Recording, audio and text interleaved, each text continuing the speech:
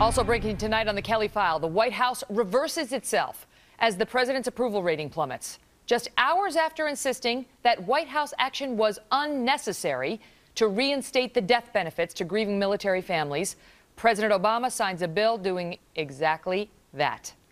This is lawmakers who say they did protect these death benefits prior to the government shutdown, angrily pressed a Pentagon official today for answers on why those benefits were not provided.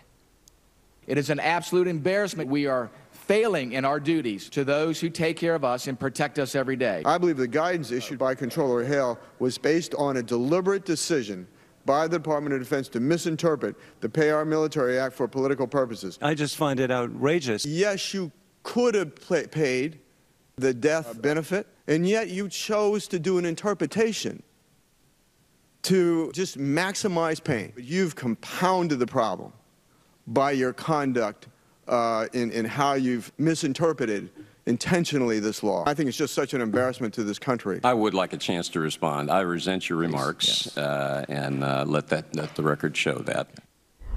Duncan Hunter is a member of the House Armed Services Committee and is an Iraq and Afghanistan war veteran. The mother of one of the soldiers killed in Afghanistan over the weekend, who found herself without the benefit, lives in his district. Representative Hunter, good to see you again tonight.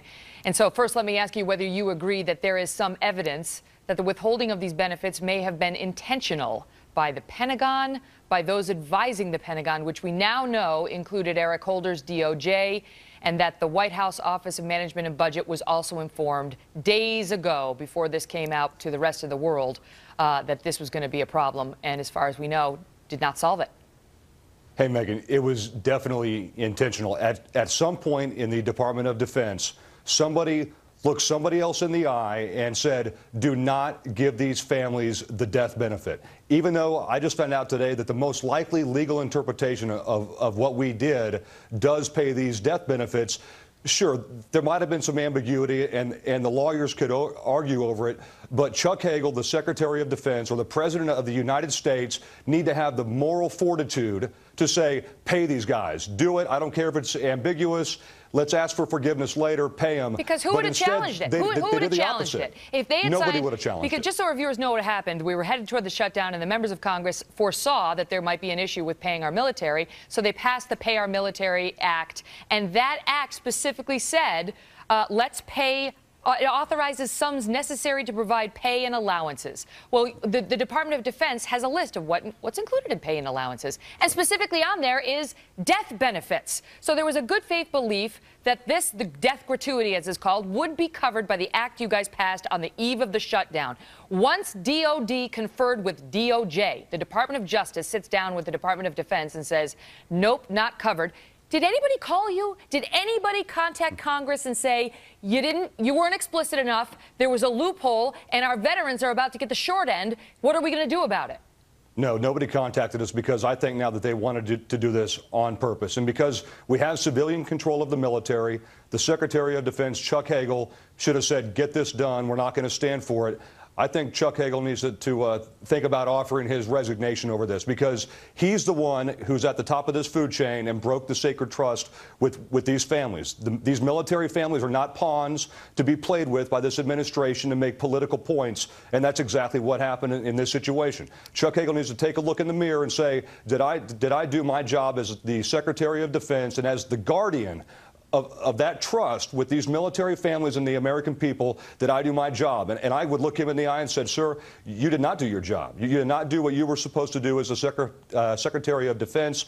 And Mr. President, the President of the United States, again, could have fixed this with a pen stroke about 9 days ago. Whenever they first found out about it, he didn't do it either. He used our military families as pawns. And again, it's embarrassing and despicable of our civilian leaders of the military to do this. Well, no wonder the military doesn't trust our civilian leadership. What happened after this came out was Ken Fisher of the Fisher House steps in and says, look, I'm going to step in and I'm going to help these families until Congress and the White House, everybody can get their act together.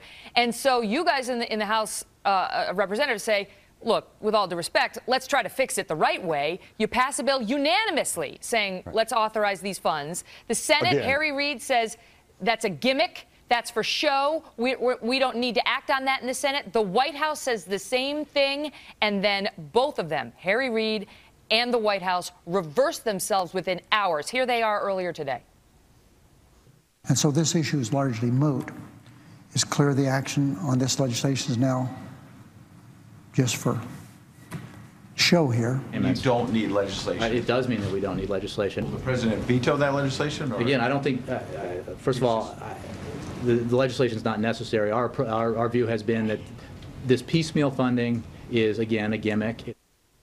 And yet they did it. The Senate passed it, and the president signed it about half an hour ago. Your thoughts? Again, Megyn, think about this. Somebody in the Department of Defense looked at somebody else in the eye, and probably Secretary Hagel or somebody right under him, and said, do not pay these military families. Do not do it. I don't care if we could do it. Do not do it. And by doing that, they abdicated their authority and their ability and responsibility to be in that position that they were supposed to serve in. They just gave that up. I don't want them there anymore. I want them gone. And I would put somebody like Jim Mattis, the old commandant, or excuse me, an old general in the Marine Corps who retired. They need somebody like him in DOD to be doing this stuff, because you need someone there who looks out for the best interest of the military and their families. And right now, obviously, we don't have that. Understood. Congressman, thank you for being here. Thank you.